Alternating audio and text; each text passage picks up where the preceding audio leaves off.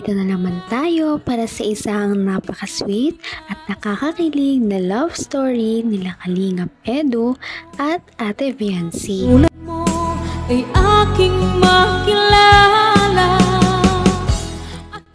Para sa pagpapatuloy ng ating love story ay ito na naman ang kanilang encounter ng dalawang magka-love team na ito na si Ate Viancy at Kalingap Edu, dahil ito nga ang kanilang muling pagkikita after ng engrandeng party ni Ate Viancy, at ito ay makikita rin ninyo sa ating nakaraang upload.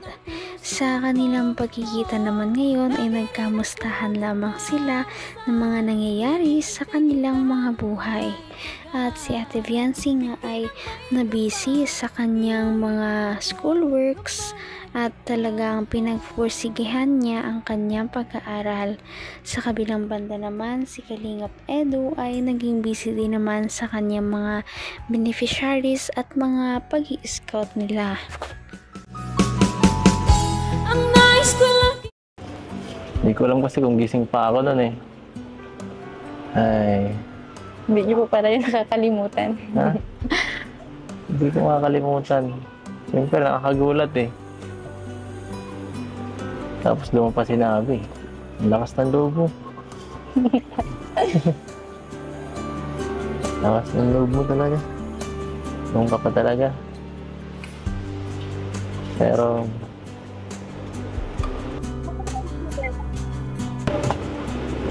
ano sunod doon? Ano na?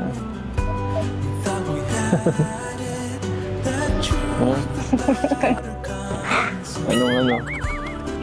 Tinatawanan mo lang ako. Pinagluloko mo yata ako eh.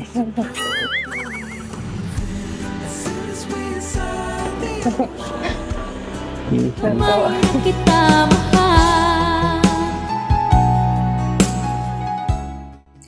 Nakakatuwa ang kanilang pagre-reminisce sa mga sinabi ni Ate Viancy sa kanyang debut, dahil noong nagkaroon nga ng message na last part noong birthday ni Ate Viancy ay inamin ni Ate Viancy na may crush siya kay Kalingap Edu, at ito ay inamin pa niya sa harap ng maraming tao, at ito ay mapapanood ninyo sa ating mga nakaraang video. Nakakatuwa dahil ang mga ganitong bagay ay talagang vocal si Ate Viancy at napagtapat na rin niya, kaya naman medyo nagkaroon na ng chance si Kalingap Edu na iperso talaga ang kanyang nararamdaman at magkaroon na siya ng lakas na loob para kay Ate Viancy. Ha? Natutuwa. Natawa po ako sa nakalimutan ko na nga po yun. Panoorin ulit natin dito para malaman mo kung anong pinagsasabi mo doon. Ha? Wala akong signal eh. Gusto, parinig ko pa sa'yo. Signal ba ako dito? Wala eh. Ay, kakunti lang. Ay, naku, mahina. Sayang. Shoot mo dun. Ikaw ba yun? Ha? Parang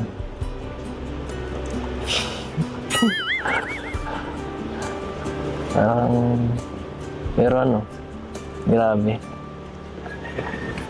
Sobrang ganda mo dun. Hindi ko naman akalain na hindi ko rin inaasam. Totoo nga naman ang sinabi ni Kalingap Edu kay Ate Viancy, dahil nung kanyang birthday ay talagang sobrang ganda niya. Maganda na siya noong hindi pa siya naaayusan, ngunit mas lalong lumitaw ang kanyang tunay na potensyal sa kagandahan noong maayos na siya ng mga profesional. At lalong-lalo na dalawa pa ang kanyang outfit na naka-ready noong araw na yon. Ang una ay talagang parang pang princess at yung pangalawa ay medyo komportable na dress. Ngunit kahit ano pa man din ang suotin ni Ate Viancy ay talagang nananatili siyang sobrang ganda at napaka-natural na lamang ang pagiging maganda para sa kanya. Abot kamay na kita mahal. Nga. Ganda nga. Nakakatawa lahat ng nangyari. Tapos sayaw-sayaw pa.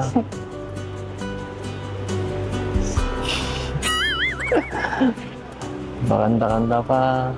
Yung topic na po. Bakit iniiwasan mo? Anong problema? Ba't di ka makatingin? Mumula na si Benson. Oo. Radyo ng kausap mo. Nandito. Ano nangyari sa'yo? Ba't namumula? Namumula. Init po. Mainit.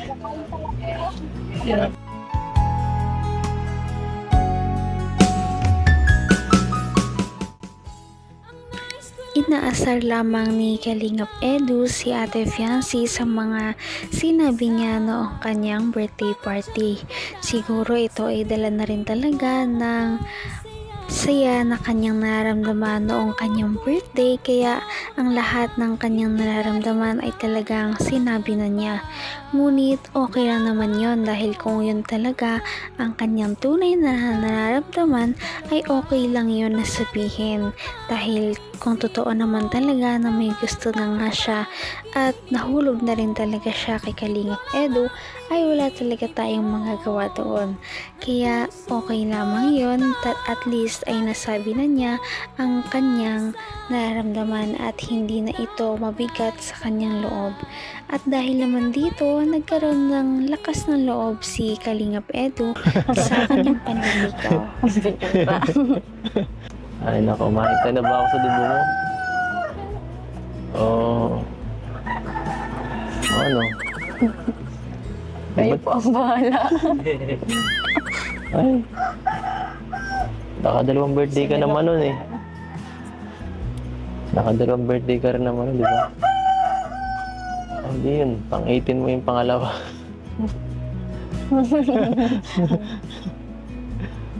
2025. Ha? Alam mo, okay na mo na yun eh. Kahit di nasa dibo mo.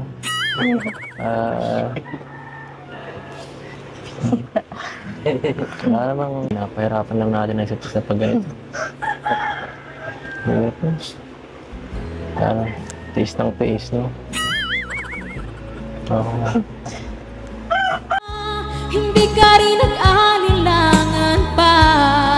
Ikaw at Kahit hindi pa formal ang pagsasabi ni Kalingap Edu na liligawan niya si Ate Fiancy, ay parang ito rin naman ang lumalabas na ginagawa na ngayon ni Kalingap Edu, dahil bawal pa si Ate Fiancy na pumasok sa isang relationship, bawal pa siya magpaligaw.